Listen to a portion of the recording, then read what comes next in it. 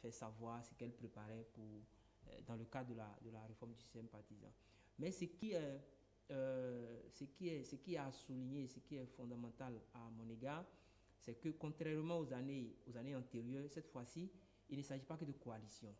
Il s'agit de partis politiques. Lorsque je vois la nature des différents regroupements en cours, je me dis, est-ce que les acteurs politiques ne sont pas en train de jouer avec notre intelligence? Est-ce que les acteurs politiques ne se disent pas, on utilise le langage que nous impose la nouvelle charte des partis politiques, on utilise le langage que nous impose le code électoral, on se met ensemble, on va aux élections pour relever le défi du moment. Le défi du moment pour la mouvance, c'est de s'assurer qu'il gagne l'élection et que le bloc qui soutient le président Patrice Talon ait la majorité à l'Assemblée. Et le défi du moment pour l'opposition, justement, c'est de remporter les élections législatives ou tout au moins d'avoir la minorité nécessaire pour continuer à continuer la minorité de blocage par rapport à un certain nombre de dossiers à l'Assemblée nationale. Donc, je me dis, est-ce que quelque part, ce n'est pas le langage qu'on tient? Donc, on se met ensemble, on relève les défis du moment et ensuite, on verra ce qui va se passer. Maintenant, la difficulté, comme je le dis, c'est autant au moment où on faisait juste les alliances ou les coalitions, c'était beaucoup plus facile, mais maintenant, il s'agit de partis politiques. Donc, on attend de voir ce qui va se passer. Oui, mais est-ce que ce regroupement a une chance réellement de réussir? Comme à l'habitude de le dire, chez Ozias, nous n'avons pas fait de la divination ici. On attend de voir. Parce que visiblement, ils se sont juste réunis contre un seul homme. On attend tout de simplement. voir. Non, le contexte politique impose quelque part à l'opposition de s'organiser. Maintenant, est-ce que le fait de s'organiser, maintenant, est-ce que former un seul bloc, c'est la bonne stratégie? C'est ça justement. Alors, Ozias, une liste commune, une liste unique hein, de l'opposition face à deux listes de la mouvance, est-ce que la mouvance doit craindre? Pas que deux listes de la mouvance. Enfin, pour le moment, on a deux blocs quand même. On a deux blocs constitués, même s'il y en a un troisième qui se réclame également de la mouvance. Donc, disons, il y a deux blocs officiels. Il y a deux blocs officiels. Le troisième. Et puis, un seul bloc de la mouvance. Est-ce que la mouvance doit craindre cette liste? Vous parlez des pro-présidentiels, s'ils doivent craindre d'avoir en face d'eux un bloc unitaire du côté de l'opposition. C'est possible, mais c'est en même temps un travail de funambule. C'est un peu risqué aussi pour l'opposition, peut-être de ne pas adopter une stratégie pour aller je vais dire, pas forcément en rang dispersé, mais faire pièce justement à leur adversaire la même logique, la même arme qui leur présente. Tout dépend en vérité, en définitive, de leur capacité à pouvoir occuper le terrain. Et puis convaincre les électeurs que c'est eux qui ont raison sur la distance. Pour le moment, je remarque que, comme l'ont indiqué mes confrères, ils ne sont pas réunis ni par une plateforme de programmatique. Il n'y a pas, à part l'antitalonnisme, en fait, tout sauf talon, qui me semble être un peu minimaliste comme programme quand même politique. Ils ne sont pas réunis par autre chose. C'est vrai que l'électorat est un peu sensible, réagit aussi émotionnellement. Et justement, c'est comme ça que ça a fonctionné par les années antérieures. Avril 2016, rappelez-vous, avril 2016, le tout sauf Yahi, ça a marché contre toute attente d'ailleurs, face au blitzkrieg développé par... Mais est-ce que les contextes sont les mêmes aujourd'hui?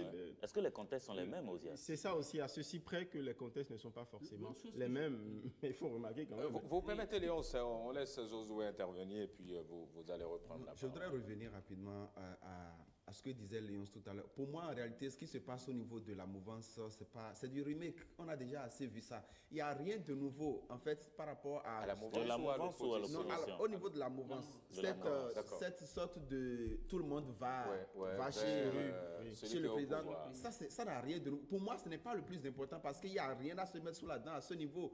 C'est la même chose qu'on a déjà vu tout le temps. Chaque fois qu'un parti est au pouvoir, il y a toujours une agglutination de gens que vous n'estimez, que vous n'attendez même pas du tout vous les retrouvez spontanément de ce côté-là. Je pense qu'il y a peut-être 2 ou 3 raisons essentielles. La première, on se dit, celui qui est au pouvoir a plus de moyens. Première chose. Secondo, ce n'est pas toujours aisé de combattre. Sauf si vous avez une assise politique véritable, ce n'est pas toujours aisé d'aller combattre une coalition ou une liste appartenant au régime en place. Première chose. Secondo, vous voyez le contexte, un peu le contexte dans lequel nous sommes aujourd'hui. Il ne faut pas se faire de l'hypocrisie. Il y a une sorte de rouleau compresseur qui se déroule au plan, je dirais surtout au plan politique dans le pays. Donc, c'est où ça passe, où ça casse. Où vous venez, où vous êtes dedans, où vous n'êtes pas dedans, ça vous écrase et ça continue son chemin. Donc, quand c'est comme ça, souffrez que parce que observez aujourd'hui un peu toutes ces têtes-là qui quand même courent vers la mouvance présidentielle. Il y en a sur lesquels on se demande, mais véritablement, qu'est-ce qui se passe dans ce pays? En fait, ce qui me désole, moi, véritablement, c'est que d'un côté comme de l'autre, vous n'avez aucun idéal politique.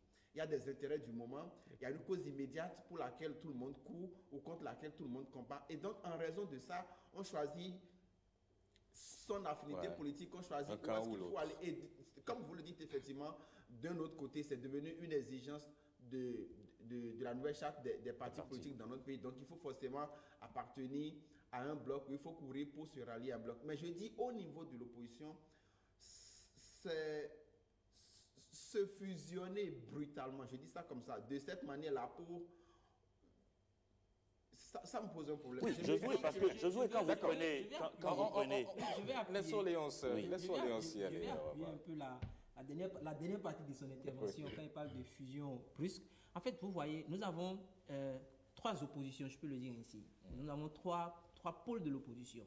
Nous avons le pôle FCBE, incarné quelque part par l'ancien président Boni Yahi.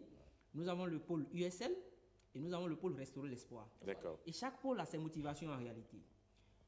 Le pôle FCBE, c'est comme le 3e round de cette guerre-là entre le président Patrice Talon et l'ancien chef d'État Boni Yahi, qui a le premier round, on l'a cité avec les législatives de 2015, le 2e round avec la présidentielle de 2016, donc le 3e round, ça sera les prochaines législatives.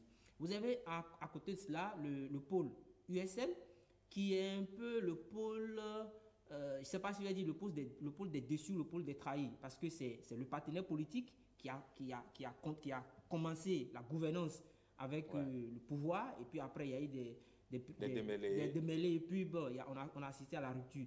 Et il y a le pôle Azanaï, que je peux dire carrément le pôle des déçus. Qu'on le veuille ou pas, Candidat Azanaï et son parti ont quand même contribué, ont été là un peu là, quelque part la cheville ouvrière de l'avènement du président Patrice Talon. Au moment où il était rejeté par une grande partie de la classe politique, je pense que Candidat Azanaï a accepté de travailler pour lui, donc le pôle des déçus.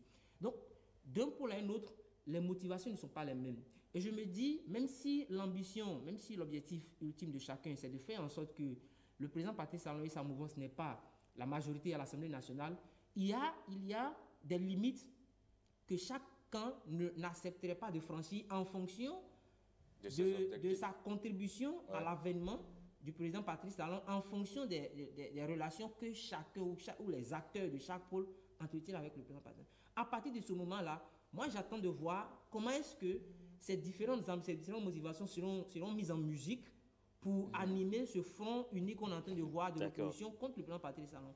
Et l'autre chose, n'oubliez pas, les prochaines élections législatives auront l'allure d'une élection présidentielle.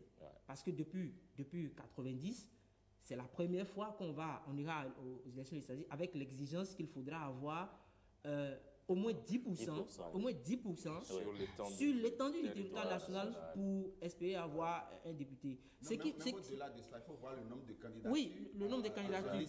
Ce qui m'amène à dire qu'au-delà de prêcher le tout sauf Talon, l'opposition gagnerait à nous construire un discours alternatif.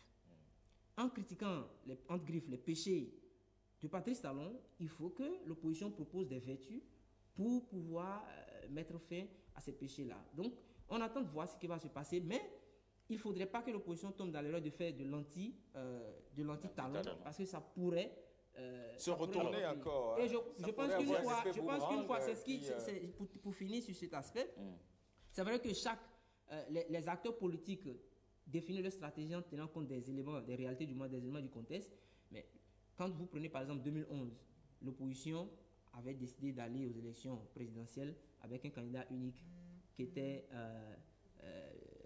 le qui était le président de l'Assemblée nationale, Adrien Humbedji. Oui. En 2016, quand ils se sont concertés, je pense que j'avais suivi une intervention du président Benoît Moussou, il disait non, nous avons décidé de ne pas faire front unique, mais de présenter des candidats de sorte à fragiliser, ceux d'en face. Donc je ne sais pas, est-ce que c'est la bonne option pour l'opposition que d'avoir un candidat unique quand on sait que les motivations ne sont pas les mêmes et quand on sait aussi que une alliance aujourd'hui entre Boni Yayi et candidat Zanaï pourrait être mal perçue par les populations et pourrait être contre-productif, j'allais dire, attendez de voir. Mais il me semble que je n'ai pas vu restaurer l'espoir la dernière fois. Justement, sur cette question, Ozias, exactement, sur cette question, on ne va pas faire de la divination, comme vous le dites si bien, mais est-ce qu'une alliance Boni Yayi, Azanaï, ou encore avec l'USL, ou encore avec la Renaissance du Bénin, est-ce que cela pourra être réellement productif? Je ne vais pas leur faire mal et aller jusqu'à dire que c'est contre nature, mais de toute façon, au départ, ils n'ont pas forcément les mêmes affinités. Déjà, avoir leur passé immédiat, je remonte déjà à début 2016. Quand on rappelle de Azanaï et de Boni Yayi, toute cette guerre entre les deux. Boni Yayi qui a failli écrouer un Azanaï député, malgré son immunité, on a vu tout le soulèvement populaire. J'ai bien peur que les acteurs politiques qui font ce jeu-là, qui se livrent à ce genre de manœuvre, se trompent d'électeurs ou pensent que les électeurs ont la mémoire courte ou ils sont frappés d'amnésie. C'est peut-être eux qui jouent à un jeu dangereux et ça pourrait se retourner effectivement contre eux. Les électeurs pourraient se perdre dans ce jeu et les sanctionner. Et malheureusement, cette sanction risque de profiter justement à leur... Finalement, Maurice, c'est le peuple qui décide. Absolument, le peuple va décider. Et moi, je pense que les acteurs politiques, à la fois de l'opposition comme de la mouvance, comme disait Ozias tout à l'heure, jouent à un jeu dangereux auquel on est finalement habitué. Je pense qu'il faudra faire confiance au peuple béninois pour faire le choix. Parce que, comme le disait Léonce, voir aujourd'hui candidat Azanaï, Yayi Boni se mettre ensemble, c'est quand même surréaliste quand on regarde l'histoire récente du Bénin. Et aujourd'hui, quand vous prenez... Il y a eu du plus surréaliste que ça, et pourtant ça a fonctionné. Vous vous rappelez, Albert Evoidre, Adrien Humbedji, on a vu pire. C'est ça que je dis. Mais en même temps, c'est un jeu le peuple électeur voulait une fraternisation entre ces deux leaders originaires pratiquement des D'accord. Non, en fait, peut-être.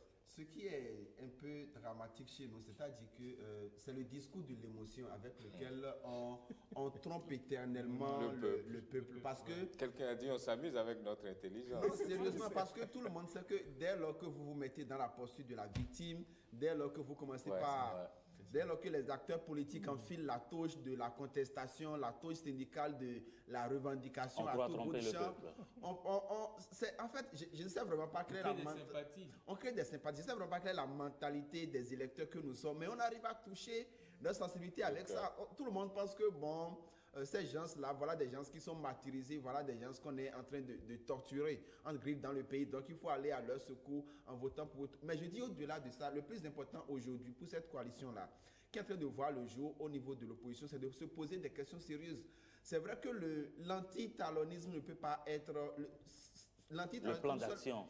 Comme seule motivation, ça n'aboutira à rien. Parce que d'abord, le discours, on est habitué à ce genre de discours. Oui.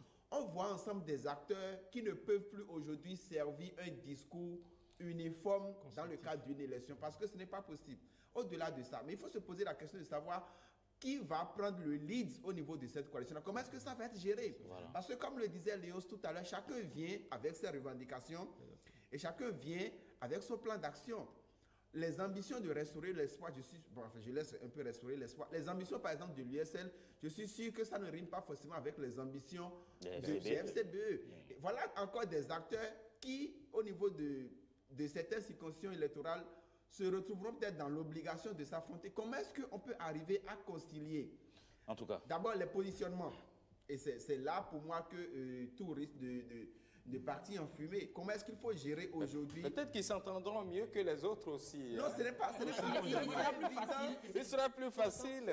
Ce n'est pas évident parce que, voyez, vous par exemple, vous imaginez que dans, je prends par exemple Semenkodji, vous imaginez par exemple que dans Semenkodji, les gars de l'USL acceptaient quelques concessions au niveau des positionnements au niveau de Séméco, je prends en général la 19e circonscription électorale, je veux bien voir les gens de l'USL, par exemple, accepter d'engager. Après tout, parce que n'oubliez pas, les acquis politiques ne sont pas les mêmes.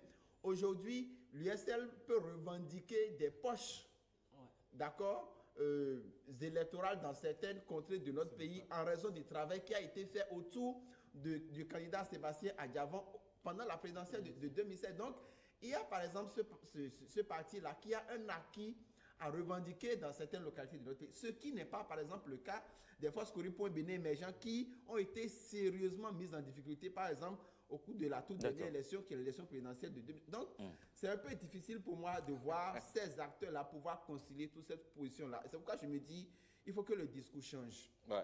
Il faut que le discours change. Allez, vous allez conclure, c'est sûr que nous allons revenir sur ce sujet. Il est là, malheureusement, le jeudi prochain. Le jeudi prochain, on reste avec Maurice. Le deuxième sujet, on va pouvoir l'aborder lundi prochain, parce que là, le temps, il est complètement parti. Il est 8h passé de 15 minutes déjà. On risque de pénaliser les autres qui vont venir. Le débat sur le code du numérique, on va le faire lundi prochain, si vous le voulez bien. On est d'accord? C'est voté? C'est vous qui imposez l'agenda. Allez, merci. Merci à vous. On marque une courte pause, le temps de retrouver Patrick Djossou pour le Jardin sans fleurs, et puis le sport et la revue de la presse.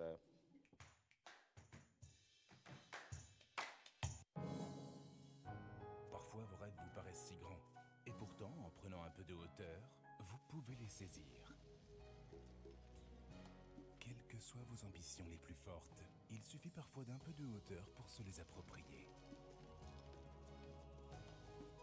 Un monde de possibilités s'ouvre lorsque vous prenez de la hauteur.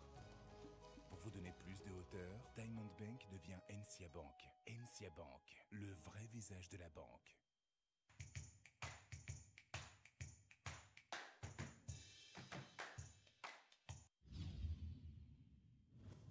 Retour des navires au port, c'est monsieur Hashimoto qui veille au grain, du haut de ses 80 ans. Il dirige la coopérative maritime et compte les sous. Selon lui, la coopérative aurait perdu 300 000 € cette année à cause de l'invasion des méduses. Les eaux japonaises sont riches, maquereaux, dorades, turbot. Mais parce qu'ils viennent des Shizen, certains ont perdu 50% de leur valeur. Des poissons gâtés, des prix en baisse, la méduse d'Echizen est une malédiction. Ce chercheur de l'université d'Hiroshima n'a qu'une obsession. Comprendre pourquoi et comment la méduse envahit depuis plusieurs années les eaux japonaises. Retour sur ce plateau, on vous rappelle la question de ce jour, intox, désinformation, diffamation et autres sur les réseaux sociaux. Le code du numérique peut-il y mettre fin? C'est bien la question que nous adressons ce jour, question à laquelle vous pouvez donc répondre via nos divers canaux de communication. De toute évidence, nous reviendrons sur ce sujet donc ayant trait au code du numérique lundi prochain, puisqu'on va parler technologie de l'information et de la communication, et puis évidemment éducation le lundi prochain. Mais en attendant, nous allons pouvoir décrypter donc ces livres-là, le Jardin sans fleurs. Oui, Jardin sans fleurs. On disait que l'auteur, il aimait beaucoup les femmes. Oui. Il aime les femmes? Sans aucun doute. On va lui demander tout à l'heure. Patrick Djossou, 50 poèmes écrits sur les femmes au tons divers et variés qui vous feront grimper davantage dans l'estime que vous portez donc à la gente féminine. L'auteur de ces poèmes, c'est bien Oseni Yaya et il est votre invité. Oui. Oseni Yaya, il est homme de lettres de nationalité ivoiro-béninoise ou bénino-ivoirienne. Il est un entrepreneur culturel très attaché à la promotion et à la valorisation de la gente féminine. 50 poèmes, on a dit 50 parce qu'on veut parler du premier recueil. Sinon, c'est 100 poèmes. C'est 100 poèmes sur les femmes. 2 recueils pour parler de femmes, 2 recueils de poèmes pour quelqu'un qui a été le lauréat d'un concours. Enfin, le premier concours de poèmes lancé par le CAC Panligan, C'était en 92-93. Il était le meilleur. Il a battu de très loin les autres. J'étais membre du jury. Donc, c'est un grand poète qu'on a avec nous, Oseni Yaya. Bonjour. Bonjour. Oseni, la question rituelle, c'est pourquoi ce titre? Un titre qui joue sur 100 CENT et 100 SANS, le jardin sans fleurs. Pour répondre à cette question, d'abord bonjour chers journalistes. Bonjour. Honoré je suis de me retrouver dans ce studio assez magnifique, là, assez chaleureux. Oui. La spontanéité de l'écriture m'amène à dire que je ne saurais dire comment je suis venu à 100 CENT. J'aurais voulu écrire sur 10 femmes. D'accord. J'aurais voulu écrire sur 3 femmes. C'est venu spontanément comme ça. Je me suis dit, pourquoi ne pas écrire sur 100 femmes? Vous avez écrit sur 100 100 femmes. Elles sont vraiment 100 ou bien... Elles sont 100. Ouais. 100 femmes. 1, 2, jusqu'à 100. Jusqu'à 100. Femmes. Pourquoi les femmes? C'est ce que vous en avez rencontré plus. Parce que sans femme, il n'y a pas de vie. Sans femme, il n'y a pas d'inspiration. Là, c'est SANS. Non, sans femmes, Sans femmes, SANS. Il n'y a pas Il n'y a d'inspiration. pas de vie. Oui. Mais avec 100 femmes, CENT, Voilà. ça fait 100 vies. Sans femme, s'il y a 100 femmes, sans une mère ou une femme, vous ne serez pas autour de Ça, cette c'est table-là. sûr. Oui, Donc, ça c'est sûr, et c'est si certain. nos mamans avaient avorté, on ne serait pas de ce monde. Donc j'estime quand même que nos mères sont des déesses, la femme est une déesse. Sans femme, il n'y a pas d'ambition, il n'y a pas de rêve. Moi, le chef de l'État aujourd'hui, avec tout ce qu'il gère là, vous pensez qu'il s'il n'avait pas une femme à côté, il pourrait Ah, il supporter? peut pas, c'est pas Allez facile. demander à la première dame, Claudine Talon, d'ailleurs qui est célébrée dans l'ouvrage, parce que nous avons estimé qu'on ne peut pas écrire sur 100 femmes au Bénin, de toutes les classes sociales, sans ne pas écrire sur la mère de la nation. Donc c'est C'est un spontanément. modèle de femme. Spontanément, nous avons écrit sur elles parce que ce sont des Amazones. On ne voit pas forcément tout ce que ces femmes-là apportent aux hommes, parce que vous avez votre femme à la maison et vous savez ce qu'elle vous apporte. Donc, Oui, pour moi, justement, vous avez pu nous plonger déjà dans l'ouvrage. On va revenir sur la préface faite par le professeur Jean-Marc Aurèle Afoutou. C'est un académicien, un coucou à lui. Et on va revenir sur ça, mais d'abord, comme vous l'avez introduit, à la page 21, vous avez le premier titre. C'est des poèmes qui ont des titres et des sous-titres, comme l'ouvrage. L'ouvrage Le Jardin sans fleurs, sous-titre Florilège. Pour Florilège 1, et à la page 21, on a à la première dame, Claudine Benagnon Talon. Et le sous-titre, L'héritière de la vallée de l'Ouémé. Ricardo? Oui, je me fais le plaisir de lire cela. À la première dame, Claudine Benagnon Talon, l'héritière de la vallée de l'Ouémé. Aux côtés de son époux et au plus près de notre Patrice Talon, elle, toute sobre dans sa robe, donne fort bien des couleurs à la ville. La capitale politique est ainsi sous le charme de sa simplicité, simplicité de la dignité, fleur africaine, aux appâts irrésistibles.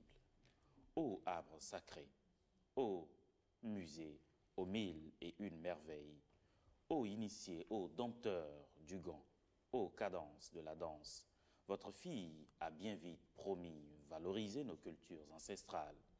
Ô vaste terre fertile, ô eau poissonneuse, ici disparaissent notre faim et soif commune. Du pain, il y aura pour les démunis de tout le Bénin. Ô autonomisation des femmes, ô santé pour tous.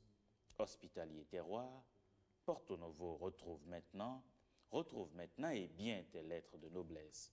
Et merci au Père sublime de te pouvoir à cette destinée. Oui, voilà. Une très belle voix qui me fait la cour, quoi. Ah, merci. C'est un grand charmeur, un séducteur, il a une très belle diction. Je valide. Merci. Je suis sûr que ce matin, la première dame a été touchée. C'est évident. Plein cœur. Oui, justement, après la première dame, le texte qui suit, page 22, peut-être qu'on ne va pas pouvoir tout lire, mais c'est quand même très intéressant d'écrire sur une autre première dame, la première dame du renouveau démocratique. Et vous avez dit, page 22. Serge, on peut y aller? On est à la 22? Oui, page 22. Le symbole de la bravoure. Oui, oui, à ma grand-mère, Rosine Vieira. Je veux bien placer un petit mot avant de le lire. Je l'ai Oui. écrit il y a 3 ans, c'est-à-dire bien avant les problèmes de la RB, bien avant. Ça, le génie est spontané. Ouais. Et de manière spontanée, j'ai estimé quand même que cette dame-là, d'abord l'écrivain n'est pas politique, hein. Il n'a pas de bord politique, il est avec tout le monde. Et c'est pour montrer que je suis avec tout le monde que j'ai estimé que cette grande dame, cette matriarche-là, ne peut pas passer sous silence. Il fallait forcément que je l'immortalise. Au Bénin, on attend d'abord la mort des personnalités ou des personnes avant de les chanter. Et moi, je suis contre. Je ne veux pas qu'on la célèbre à titre posthume. Je suis d'accord avec vous. Je suis d'accord. Très d'accord. Ben ouais, le symbole de la bravoure. Ô matriarche, ô digne élu du peuple, ô renaissance soleil, ô Wézéwé. Grand-mère, admettez-moi à votre école, ô école des vertus, ô sagesse africaine. Je t'ai vu répandre la paix dans le cœur, dans l'esprit et dans l'âme de ton cher pays. Ô Bénin, tu as des enfants qui t'aiment, pas pour ton lait, mais pour tes valeurs. Le bruit de la canne de tes convictions résonne au-delà de nos frontières. Ton rugissement, les ennemis du peuple en ébranlent. Dieu te comble de santé, d'amour et de bonheur, afin que de ton vivant, tes rêves se réalisent. Nos actes sont éternels, cultivons partout le bien. Cultivons partout le bien. C'est une très belle voix. Très belle... Non, ils ont de très belles dictions. Ce sont des passionnés. Oui, des passionnés. Si je dois installer un institut de lecture, c'est sûr. Tout à fait d'accord. Oui. Sacré Patrick. Merci pour les fleurs. En tout cas, c'est bien écrit, ça, c'est très bien écrit. 3 ans d'écriture, 3 ans de sacrifice. Merci à l'académicien Jean-Marc Photo qui m'a détecté et qui m'a dit très tôt, petit, tu as le génie, tu as le don, tu as ce talent-là, tu as cette flamme. Et je crois en toi. Vous savez, Rose, de ses 73 ans, je veux dire qu'il lit mes livres encore et encore. Je suis auteur d'une vingtaine de livres, mais j'ai maintenant décidé aujourd'hui de les publier. Parce que je ne veux pas mourir comme le célèbre à tête posthume. Ah non. Alors, et les éditions Merveille, c'est vous-même? Oui, c'est moi.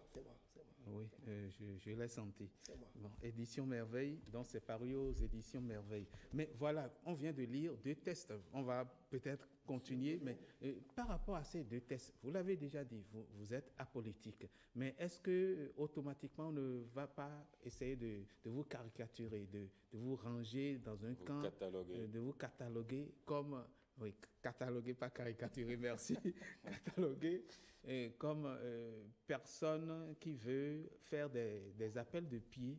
Non, moi, sans sincère, sans faux fuyant, je dis d'abord, tout être d'abord politique. La politique, c'est la gestion de l'administration. On est en train de faire là de la politique. Dire que De Gaulle, un penseur, n'est pas politique, c'est être hypocrite.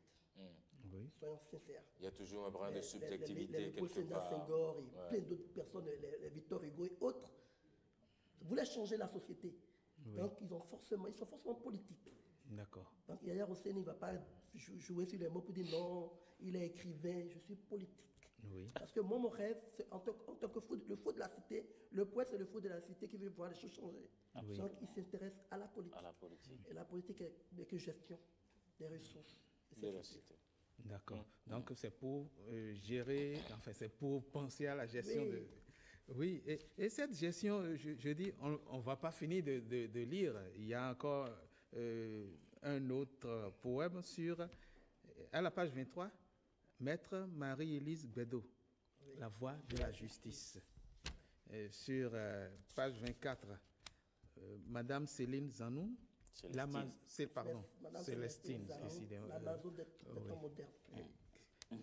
Elle ne va pas être d'accord si j'écorce son nom. Non, c'est bon. Pardon, Dada. C'est rectifié. Célestine Zanou, l'Amazone des temps modernes. Et page 25, à Madame la ministre Alidiatou Matisse. Une bonne personne, une bonne personnalité. Je peux vous dire que j'ai tout récemment organisé un dîner de gala. Vous imaginez, sous la rupture, un écrivain organisé un dîner de gala. Les gens vont jusqu'à présent mettre chapeau. Et nous avons organisé un dîner de gala avec 50 000 salles.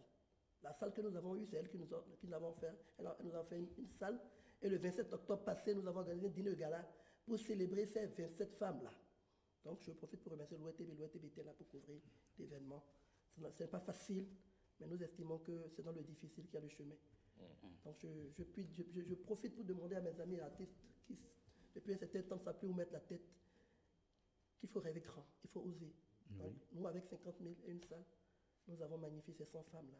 Et c'est un défi que nous allons relever. Et si c'est à refaire, nous le referons. Ouais.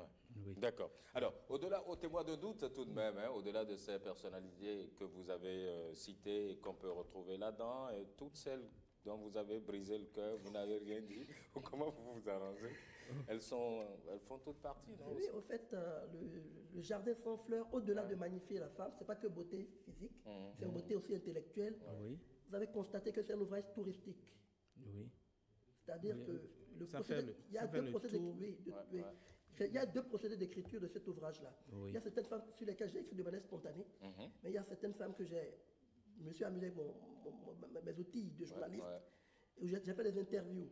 Par exemple, Rachel Yahi, la fille de Yahi Boni, elle a accepté, je lui ai fait une interview, je lui ai posé une série de questions qu'elle a répondu, et j'ai pris cette série de questions pour écrire sur elle. D'accord. Donc il y a des femmes qui m'ont marqué spontanément. Vous avez parlé de Joanie quelque part. Ben voilà. Aujourd'hui, elle est célébrée sur le plan mondial. J'ai écrit sur elle depuis 3 ans. Joanie Bewa, docteur Joanie Bewa. Elle n'était même pas à l'époque docteur. Elle se préparait pour son doctorat. J'ai écrit sur elle. Donc j'estime que dans cet ouvrage, nous avons su détecter des talents. Le chef de l'État a cessé de dire aujourd'hui qu'il faille forcément détecter ces femmes-là. Moi, aujourd'hui, nous voulons créer un mouvement en vérité, un mouvement citoyen où nous allons détecter ces femmes. Chaque année, nous allons écrire sur 100 femmes. Et dire au pouvoir en place, voilà des femmes leaders, vous voulez des femmes talentueuses, nous en avons sous la main. Elles ont des diplômes, elles sont à la maison. Parce que moi, je connais des femmes dans ce pays qui ont des licences, qui ont des maîtrises, mais qui chôment. Au Seigneur, rassurez-moi que dans votre recueil-là, vous avez pu adresser également un poème à votre chérie. Évidemment. Oui, on va revenir sur ça une autre fois, parce que c'est 2 recueils. Cette fois-ci, j'ai voulu qu'on parle simplement des personnalités qui sont dans le recueil. Et la prochaine fois, on va revenir sur la maman, votre maman qui a été magnifiée, la chérie qui a été magnifiée, et certaines personnes, il y a des consoeurs journalistes qui ont été... La seule femme réalisatrice de la maison, qui est Sagboran, Christelle, elle est magnifiée. Et depuis 3 ans. Donc, c'est pas aujourd'hui. C'est pas aujourd'hui, oui. Bon, mais la dernière question. Serge en a parlé tout à l'heure. Est-ce que, moi je peux parler d'appel de pied sur le plan politique. Est-ce que, en écrivant sur les femmes, vous n'avez pas, ce n'est pas une manière de compter fleurette, indirectement ou indirectement? Est-ce que il n'y a pas... Océanie est politique, je l'ai dit depuis le départ. Je suis juriste et journaliste de formation, stratège en communication politique et commerciale. Je suis politique et je le reste. J'ai des acquaintances avec des gens au pouvoir. J'ai des amis, j'ai des grands penseurs, des grands professeurs d'université qui sont purement politiques. Donc la chose politique ne me fait aucunement peur. Oui, ça c'est la politique. Maintenant, sur le plan relationnel, sur le plan relationnel, sentimental, dévastateur. Je suis très amoureux et donc tous les critères. Vous êtes un charmeur. Un petit boulot de cœur. Bon, je voulais vous l'entendre dire. À toutes les femmes que j'ai aimées avant. C'est un peu ça aussi. Et vous leur dédicacez ça. Évidemment. Allez, merci beaucoup Océanie d'être venu. On aura le plaisir de revenir sur ces florilèges que vous offrez de ces 2 jardins sans fleurs. C'est sûr qu'on va y arriver. Merci, Gérard Patrick Diosso. Merci à vous. Merci, c'est un plaisir. De toute façon, n'allez pas chercher ça en pharmacie. Je veux dire merci à Georges qui est avec moi. D'accord. C'est un battant. Si aujourd'hui le pouvoir en place me demande, propose quelqu'un, c'est la première personne. Même avant vous-même? Non, c'est lui d'abord. Ah, c'est lui d'abord. Oh, voilà un altruiste bien né. Il est très intelligent. Bon, d'accord. Allez, on va faire maintenant du sport. On va retrouver Hugues Zissouzounon. C'est Sport Matin.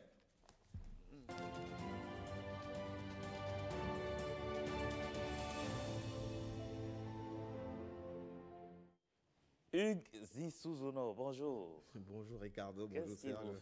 Bonjour Zissou. Le regard de Serge. Bonjour à tous, bonjour à toutes. Ah ouais? Parce que j'ai dit à toutes les... C'est ça, hein? Ouais, je sais que ça vous a rappelé beaucoup de choses. Le regard du flingueur. Vous voulez dire qu'il est un flingueur? Au sens propre comme au sens figuré. Sans être Lucky Luke. Bon, d'accord. Allez, on parle aujourd'hui de la rénovation du stade de l'Amitié Générale Mathieu Kérékou. Il y a eu la remise du site à l'entreprise. Effectivement, le stade de l'Amitié Mathieu Kérékou de Cotonou va faire peau neuve. Ce vendredi 2 novembre 2018, le ministre des Sports a remis officiellement le site du projet de réhabilitation de cette infrastructure sportive à la partie chinoise qui gère le dit projet. Occasion pour les parties béninoises et chinoises de visiter un stade qui ne répond plus aux normes de la Fédération internationale de football association. On va suivre ensemble ce reportage signé Patrick Ayadi. Sur ces images, le futur visage du stade de l'Amitié, Général Mathieu Kérékou de Cotonou. L'une des ambitions sportives du gouvernement du nouveau départ contenue dans le programme d'action du gouvernement prend ainsi forme. Le 1er novembre 2020, cette enceinte vieille de 36 ans va devenir un véritable temple de sport. Il y a une amélioration technique et technologique qui sera faite ici. Tout le monde verra que ce soit pour la salle de presse, pour les vestiaires, pour le système de sonorisation, le contrôle des portes qui sera désormais automatisé avec une caméra. Enfin, il y aura une amélioration technologique majeure pour que ce stade rentre dans le lot des stades dignes de ce nom. Donc, une équipe technique a été mise en place depuis plusieurs mois, composée des cadres du ministère des Affaires étrangères, du ministère du cadre de vie et du ministère en charge des sports. Et cette équipe, ensemble avec les techniciens chinois, a travaillé d'arrache-pied pour que nous en soyons là. L'entreprise qui a été recrutée par nos amis chinois est une entreprise de qualité. L'État chinois même s'est engagé dans ce projet et donc c'est une entreprise qui vient travailler ici avec une obligation de performance. Et je voudrais dire à nos concitoyens de leur faciliter la tâche. Dorénavant, on peut dire qu'on va travailler entre les équipes chinoises et les béninoises main dans la main pour rendre ce projet encore meilleur à nos amis béninois dans les délais que nous convenons nous tous. Face aux inquiétudes des inconditionnels des écureuils sur le lieu du derby Bénin-Togo, le ministre des Sports rassure. Nous avons, avec nos partenaires chinois, convenu de faire en sorte que le phasage des travaux permette la tenue du match du Bénin à domicile contre le Togo dans le cadre de la dernière journée des éliminatoires de la Coupe d'Afrique 2019. Et donc, le mois de mars 2019, le dernier match pourra se jouer dans ce stade pour le plaisir de nos concitoyens qui souhaitent accompagner leur équipe jusqu'au bout.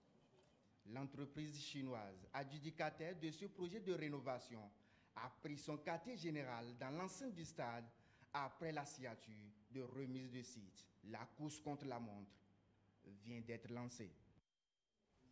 Eh oui, la course contre la montre vient d'être lancée et puis ça va donc démarrer et le ministre appelle déjà à la compréhension. Oui, effectivement, on sait la durée d'exécution des travaux de réhabilitation du stade est de 1 an et pour le bon déroulement des travaux, nécessite des dispositions spéciales. Dans ce cadre, le ministre des Sports invite tous les athlètes et associations sportives qui pratiquent le sport à l'intérieur de se tourner vers les autres enceintes sportives du pays en attendant la fin des travaux. Nous allons écouter Osvaldo Meki au micro de NSTT Gou et de Patrick Ayadi. Il est bien que nous ayons un stade aux normes internationales, mais il faut rappeler que ce stade est déjà vieux de 36 ans et qu'il est temps de le réhabiliter pour qu'il puisse tenir encore pour les 40 années à venir.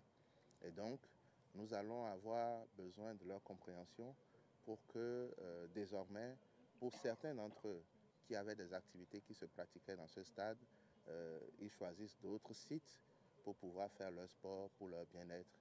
Et ensuite, pour ceux qui font du sport de compétition, bien évidemment, les autres stades du pays sont disponibles et sont ouverts pour leur permettre de continuer à compétir.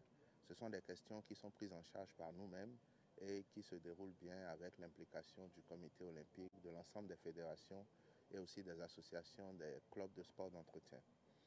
Une partie du stade sera fréquentable et ceci en attendant que d'autres projets que nous vous avons déjà annoncés se mettent en route, notamment la réhabilitation du Palais des Sports également et la construction du complexe mall, galerie commerciale, galerie des arts qui aussi va être dans l'emprise de l'actuelle piscine qui, elle, sera reconstruite sur un site à côté d'ici, pour qu'à terme, nous ayons un complexe vraiment beau, esthétique, qui réponde aux normes internationales et qui permette aux Béninois de pratiquer du sport. J'ai demandé aux Chinois de se comporter de manière digne et responsable vis-à-vis des Béninois pendant le temps qu'ils passeront ici, pour qu'au bout du chantier, tout le monde soit en joie et qu'il n'y ait pas de difficultés majeures que nous serions obligés de gérer. Eh oui.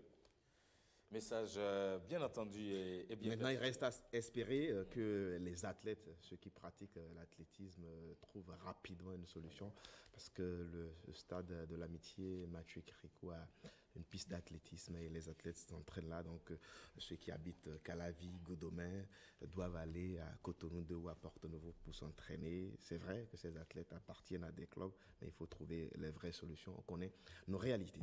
Ouais. Allez, on parle là maintenant de football et surtout vous nous emmenez en championnat, vous nous présentez un but. Le but de Jodel Dessous, le joueur de Vaduz. Jodel Dessous, un joueur des Écureuils qui a marqué en championnat.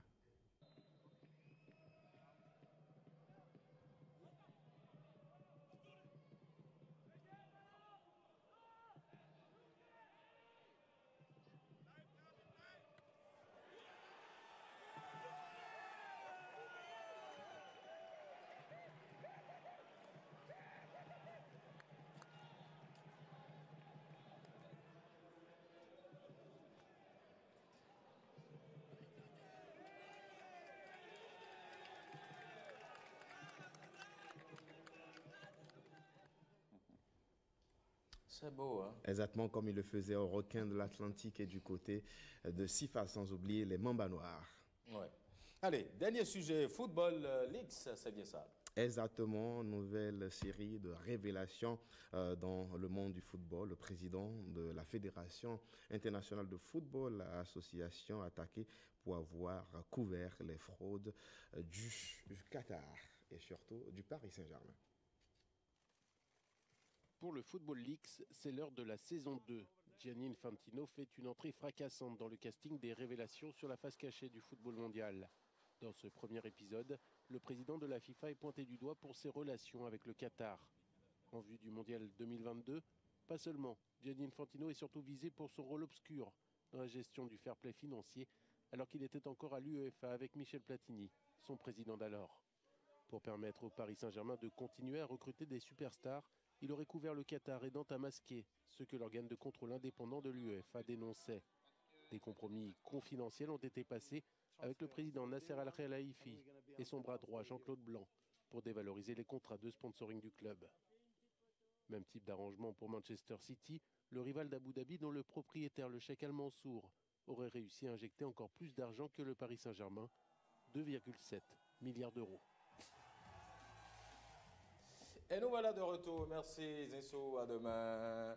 Allez, on enchaîne rapidement avec la revue de la presse béninoise, Saïd Vaus, qui a lu les journaux.